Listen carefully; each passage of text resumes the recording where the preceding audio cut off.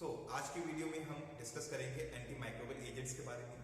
हम जानेंगे anti microbial agents क्या होते हैं एंड उससे रिलेटेड कुछ टर्मिनोलॉजीज जिससे आपको एंटी माइक्रोबियल या एंटीबायोटिक समझने में काफी हेल्प मिलेगी। अगर आप फार्मेसी स्टूडेंट हैं या मेडिकल स्टूडेंट हैं तो आप इस वीडियो को जरूर देखें एंड आई सजेस्ट आप अपनी नोटबुक लेके बैठें ताकि जो भी इंपॉर्टेंट चीजें आपको लगती हैं वो आप उसमें नोट कर सकें। तो आज की वीडियो स्टार्ट करते हैं हम कि एंटी माइक्रोबियल एजेंट्स क्या होते हैं। एंटी माइक्रोबियल एजेंट्स, जिस वर्ड के भी आगे एंटी लगा है मींस वो उसके अगेंस्ट काम कर रहा है। अगर यहाँ पे एंटी माइक्रोबियल के आगे लगा है तो मींस ऐसे कंपाउंड्स जो माइक्रो ऑर्गेनिज्म के अगेंस्ट काम कर रहे हैं, माइक्रो ऑर्गेनिज्म को या तो किल कर रहे हैं या उनकी ग्रोथ को रोक रहे हैं। अब माइक्रो ऑर्गेनिज्म को या तो किल करा जा रहा है या उनकी ग्रोथ को रोका जा रहा है। सबसे पहले हम थोड़ा सा माइक्रो ऑर्गेनिज्म के बारे में समझने की कोशिश करते हैं। माइक्रो ऑर्गेनिज्म की अगर हम बात करें, माइक्रो ऑर्गेनिज्म दो वर्ड से मिलकर बना है, माइक्रो एंड ऑर्गेनिज्म। सबसे पहले हम बात करते हैं ऑर्गेनिज्म की। ऑर्गेनिज्म उस चीज को कहते हैं जो भी चीज लिविंग है। सपोज अगर हम बात करें ह्यूमन की तो ह्यूमन या इंसान जो है लिविंग थिंग है, ठीक है। इसी तरीके से हमारे आसपास और भी एनिमल्स जैसे कि डॉग, कैट या और भी अलग अलग स्पीशीज के हमारे आसपास जो है हमारे एनवायरनमेंट के अंदर लिविंग चीजें हैं। फॉर एग्जांपल हमारे पेड़ पौधे हो गए, ठीक है। ये सब क्या है, लिविंग है एंड इनको हम अपनी आंखों से देख पा रहे हैं। बट हमारे एनवायरनमेंट के अंदर बहुत सारे ऐसे ऑर्गेनिज्म भी हैं जिनको हम अपनी आंखों से नहीं देख सकते। उनको देखने के लिए हमें माइक्रोस्कोप की जरूरत पड़ती है और ऐसे ऑर्गेनिज्म जिनको देखने के लिए माइक्रोस्कोप की जरूरत पड़ती है उनको माइक्रो ऑर्गेनिज्म कहा जाता है। अब ये तो हमने समझ लिया माइक्रो ऑर्गेनिज्म क्या होती है। अब मैंने आपको बताया कि माइक्रो ऑर्गेनिज्म को माइक्रोस्कोप की मदद से देखा जाता है। हमने डिफरेंट माइक्रो ऑर्गेनिज्म लिए, उनको माइक्रोस्कोप के अंदर रखा एंड उनको ऑब्जर्व करना स्टार्ट करा। जब हमने उनको ऑब्जर्व करना स्टार्ट करा तो हमने उनके अलग अलग स्ट्रक्चर देखे, उनकी अलग अलग सेल वॉल देखी, उनके अंदर हमने चेक करा कि वो किस शेप के हैं, उसके अंदर क्या क्या चीजें प्रेजेंट हैं। तो ये चीजें हमने माइक्रोस्कोप के अंदर ऑब्जर्व करी एंड इनके बेसिस पे हमने उनको डिफरेंट कैटेगरीज के अंदर डिवाइड करा, जिनमें से कुछ कैटेगरीज मैंने यहाँ पे लिखे हैं। For example bacteria, fungi, virus, protozoa, ये कुछ एग्जांपल्स हैं या कुछ कैटेगरीज हैं माइक्रो ऑर्गेनिज्म की। हमने माइक्रो ऑर्गेनिज्म के बारे में पढ़ा। नाउ कुछ और भी टर्मिनोलॉजी है जो कि आपको एंटी माइक्रोबियल या एंटीबायोटिक एजेंट समझने में काफी हेल्प करेंगे एंड जब भी आप एंटी माइक्रोबियल या एंटीबायोटिक्स के बारे में पढ़ोगे ये टर्मिनोलॉजी आपको कहीं ना कहीं दिखाई देगी। जैसे कि पैथोजेंस, अगर हम बात करें पैथोजेंस क्या होते हैं। हमने बात करी माइक्रो ऑर्गेनिज्म की। हमारी बॉडी के अंदर बहुत सारे माइक्रो ऑर्गेनिज्म प्रेजेंट हैं या हमारी बॉडी के आसपास बहुत सारे माइक्रो ऑर्गेनिज्म प्रेजेंट हैं। अब ये माइक्रो ऑर्गेनिज्म हमारे लिए बेनिफिशियल है या हमारे लिए हार्मफुल है। कुछ माइक्रो ऑर्गेनिज्म हमारी बॉडी के अंदर बहुत सारे इंपॉर्टेंट फंक्शन परफॉर्म करते हैं। इन माइक्रो ऑर्गेनिज्म को हम गुड माइक्रो ऑर्गेनिज्म भी कहते हैं। ऐसे माइक्रो ऑर्गेनिज्म जो हमारी बॉडी के लिए हार्मफुल होते हैं या हमारी बॉडी में हार्मफुल चीजें कोज करते हैं उनको हम बैड माइक्रो ऑर्गेनिज्म कहते हैं। यही बैड माइक्रो ऑर्गेनिज्म हमारे पैथोजेंस कहलाते हैं। हमने पैथोजेंस के बारे में समझा। पैथोजेंस क्या है, ऐसे माइक्रो ऑर्गेनिज्म जो हमारी बॉडी में क्या कर रहे हैं, हार्मफुल इफेक्ट कोज कर रही हैं। इन्हीं हार्मफुल इफेक्ट को हम क्या कहते हैं, इन्फेक्शन कहते हैं। अब ये इन्फेक्शन क्या होता है थोड़ा सा इसके बारे में हम समझते हैं। Infections any discomfort caused by micro organism, micro organism के द्वारा जो भी डिस्कम्फर्ट हमारे बॉडी के अंदर कोज होता है उसको हम क्या कहते हैं, इन्फेक्शन कहते हैं। नाउ इन्फेक्शंस जब हमारी बॉडी के अंदर होते हैं तो हमें क्या क्या चीजें ऑब्जर्व होती हैं उसके बारे में थोड़ा सा हम यहाँ पे डिस्कस करते हैं। जब भी किसी पर्सन को इन्फेक्शन होता है तो उसकी बॉडी में पेन होता है। अगर रेस्पिरेटरी ट्रैक्ट इन्फेक्शन है तो पेशेंट को कफ या स्नीजिंग भी आती है एंड कुछ पेशेंट्स को लॉस ऑफ एपेटाइट, भूख नहीं लगती है, and also most of the cases में इन्फेक्शन के साथ साथ हमें फीवर भी आता है। अब ये फीवर क्यों आता है इसके बारे में हम थोड़ा सा समझने की कोशिश करते हैं। अगर हम बात करें एंजाइम्स की, हम सभी एंजाइम्स के बारे में जानते हैं। एंजाइम्स क्या होते हैं? प्रोटीन इन नेचर होते हैं। अब हमने फैक्टर्स अफेक्टिंग एंजाइम एक्टिविटी के बारे में पढ़ा होगा। आई होप जिन्होंने बायोकेमिस्ट्री पढ़ी है उनको ये चीजें समझ में आ रही होंगी। हमने एंजाइम्स के बारे में पढ़ा, कौन कौन से फैक्टर्स एंजाइम्स की एक्टिविटी को अफेक्ट करते हैं उसके बारे में पढ़ा, जिनमें से एक फैक्टर था टेम्परेचर। टेम्परेचर कम होने से या ज्यादा होने से एंजाइम की एक्टिविटी अफेक्ट होती है। अब सपोज मेरी बॉडी में कोई माइक्रो ऑर्गेनिज्म आया एंड वो मेरी बॉडी के अंदर इंफेक्शन कॉज कर रहा है। अब मेरी बॉडी का जो इम्यून सिस्टम है वो कैसे काम करता है? वो उस माइक्रो ऑर्गेनिज्म के इफेक्ट को कम करेगा। अब हम ऑर्गेनिज्म की बात कर रहे थे, मेरी बॉडी एक ऑर्गेनिज्म है। सिमिलरली बैक्टीरिया भी क्या है? एक ऑर्गेनिज्म है, या कोई भी माइक्रो ऑर्गेनिज्म एक ऑर्गेनिज्म है। अब मेरी बॉडी के अंदर बहुत सारे एंजाइम्स होते हैं जो कि वेरियस फंक्शन परफॉर्म करते हैं। सिमिलरली बैक्टीरिया के अंदर या माइक्रो ऑर्गेनिज्म के अंदर भी डिफरेंट एंजाइम्स होते हैं जो एक्टिविटी परफॉर्म करते हैं। अब मेरी बॉडी के अंदर अगर कोई माइक्रो ऑर्गेनिज्म या कोई बैक्टीरिया प्रेजेंट होगा, ठीक है, वो अपना कुछ इफेक्ट शो कर रहा है जो कि मेरी बॉडी के लिए हार्मफुल है। अब मेरी बॉडी का जो इम्यून सिस्टम है वो क्या करता है? फीवर कॉज करता है, टेम्परेचर बढ़ा देता है। टेम्परेचर बढ़ाने से क्या होगा? जो बैक्टीरिया मेरी बॉडी के अंदर था उसके बॉडी का भी टेम्परेचर बढ़ेगा, उसके एनवायरनमेंट का टेम्परेचर बढ़ेगा।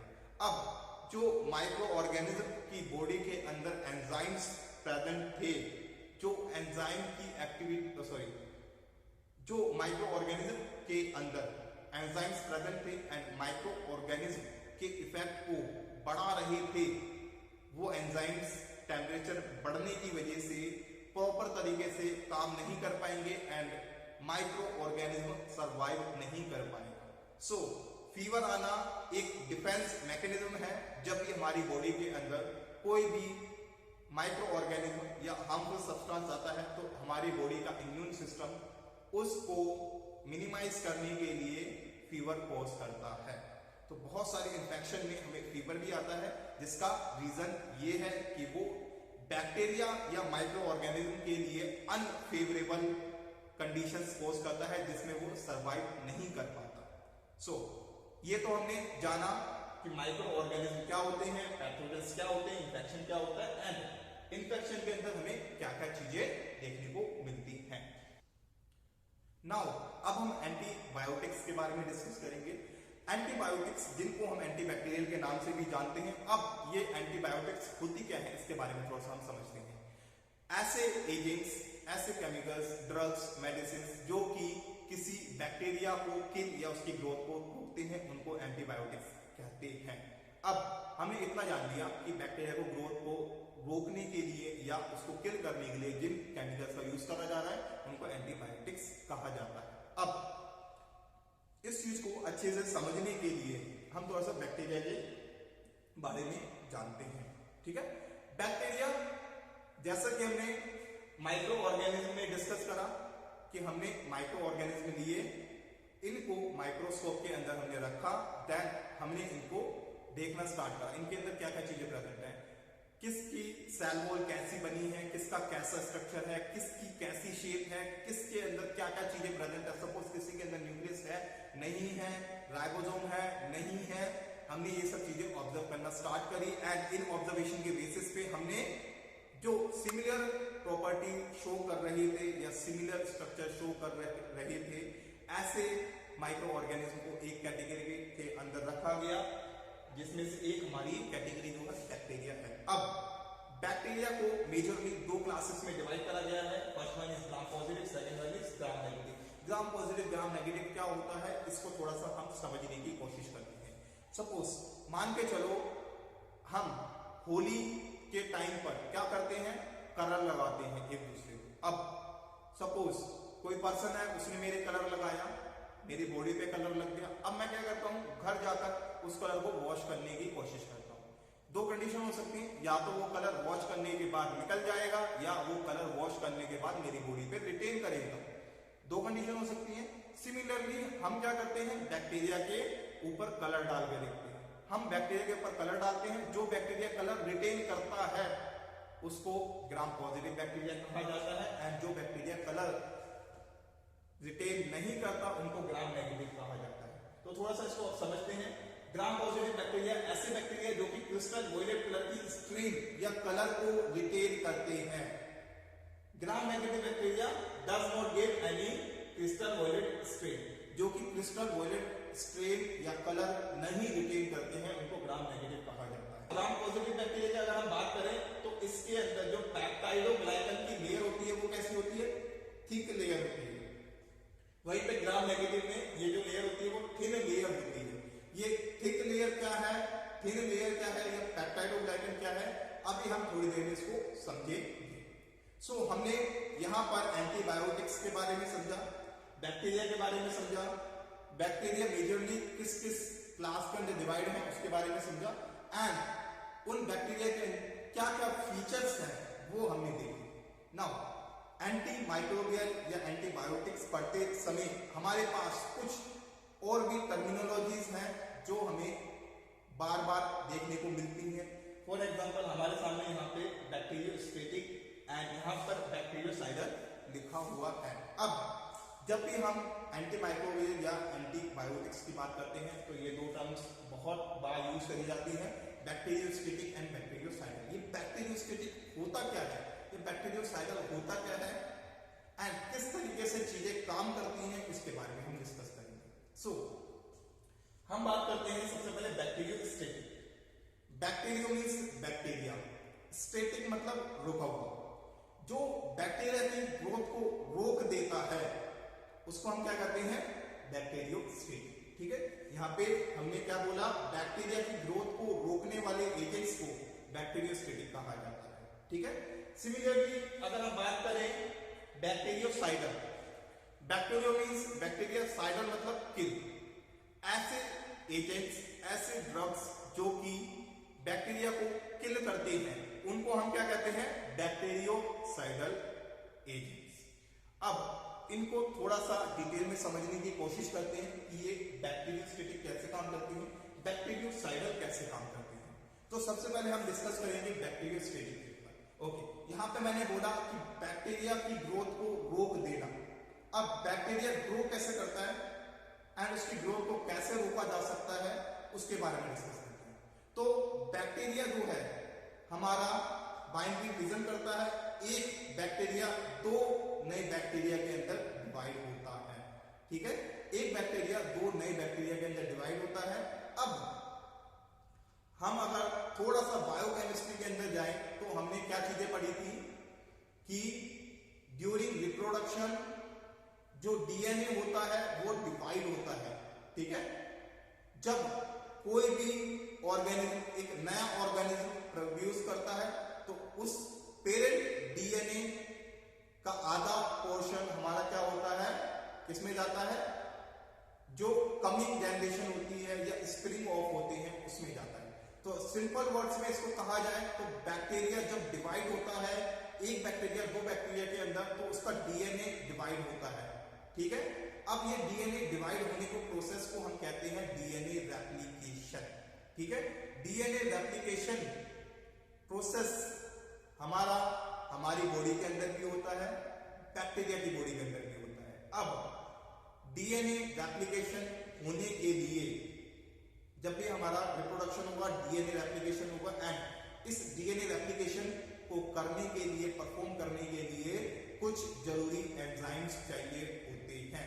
अब जो मेरे बैक्टीरियोस्टेटिक एजेंट्स होते हैं वो क्या करते हैं, वो इस डीएनए रेप्लिकेशन प्रोसेस को रोक देते हैं।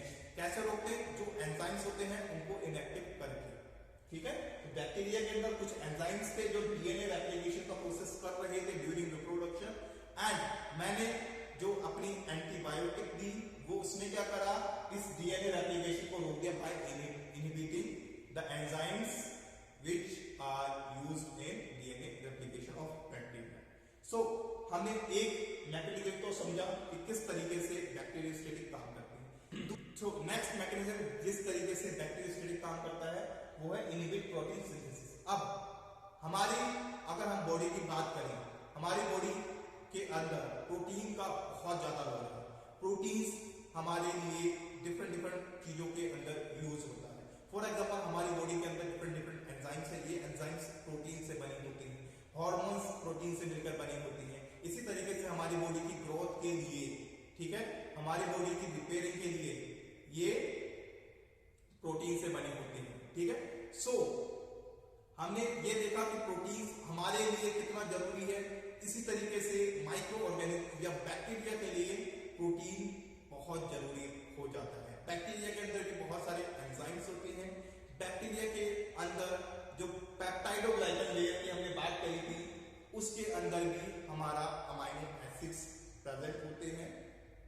सो अगर हम अमाइनो एसिड्स की चेन की फॉर्मेशन या प्रोटीन की फॉर्मेशन को रोक देंगे तो क्या होगा, बैक्टीरिया आपको वो जरूरी चीजें नहीं मिल पाएंगी जो उसके सर्वाइवल के लिए जरूरी है, एंड वो जो बैक्टीरिया है वो सर्वाइव नहीं कर पाएगा। ओके, सो थर्ड मैकेनिज्म की अगर हम बात करें बैक्टीरियोस्टेट की, which is inhibit nucleic acid and nucleoside nucleotide formation. तो ये क्या करता है, न्यूक्लिक एसिड एंड न्यूक्लियोसाइड की फॉर्मेशन को इनहिबिट करता है। कैसे इनहिबिट करता है इसको थोड़ा सा समझने की कोशिश करते हैं। अब अगर मैं बात करूं न्यूक्लिक एसिड की, nucleic acid means DNA and RNA, and nucleotides क्या होते हैं, न्यूक्लियोटाइड्स मिलकर डीएनए एंड आरएनए की सिंथेसिस करते हैं। सो अब हम बात करते हैं न्यूक्लियोटाइड्स के बारे में। न्यूक्लियोटाइड्स तीन चीजों से मिलकर बना होता है। कौन कौन सी, nitrogenous base, sugar moiety and phosphate group. अब हम बात करते हैं सबसे पहले नाइट्रोजनस बेस के बारे में। नाइट्रोजनस बेस दो तरीके के होते हैं, pyrimidine and purine nitrogenous base. Okay, अभी हमने जो भी चीजें डिस्कस करी कि डीएनए क्या होता है, डीएनए किससे मिलकर बना होता है, न्यूक्लियोटाइड से। न्यूक्लियोटाइड्स जिनके अंदर तीन चीजें प्रेजेंट थी, nitrogenous base, phosphate group and sugar moiety. And जो नाइट्रोजनस बेस थे वो कितने तरीके के थे, दो तरीके के, पायरिमिडिन एंड प्यूरिन। अब ये pyrimidine and purine nitrogenous base हमारे फॉलिक एसिड से बनते हैं। फॉलिक एसिड हम जो भी खाना खाते हैं उसके अंदर प्रेजेंट होता है, एंड ये फॉलिक एसिड हमारी बॉडी के अंदर आता है। अब ये फॉलिक एसिड कन्वर्ट होता है डिफरेंट केमिकल्स के अंदर by the use of various enzyme, and ये हमारा फॉलिक एसिड किसकी सिंथेसिस में हेल्प करता है, प्यूरिन एंड पायरिमिडिन या डीएनए एंड आरएनए।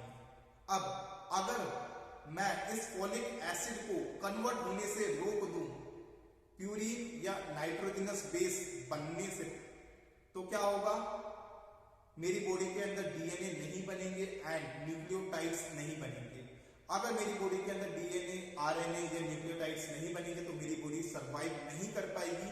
सिमिलरली अगर बैक्टीरिया की बॉडी के अंदर भी हम क्या करें, इस फॉलिक एसिड का कन्वर्जन रोक दें by inhibiting various enzymes involve in that reaction, तो क्या होगा, हमारा माइक्रो ऑर्गेनिज्म या बैक्टीरिया वो भी सर्वाइव नहीं कर पाएगा विदाउट डीएनए। सो ये कुछ मैकेनिज्म थे जिसके थ्रू हमने क्या करा, बैक्टीरियोस्टेटिक के फंक्शन समझे कि बैक्टीरियोस्टेटिक किस तरीके से काम करता है। नाउ जो हमारी अगली कैटेगरी है बैक्टीरियोसाइडल। बैक्टीरियोसाइडल कैसे काम करते हैं इसको थोड़ा सा समझने की कोशिश करें।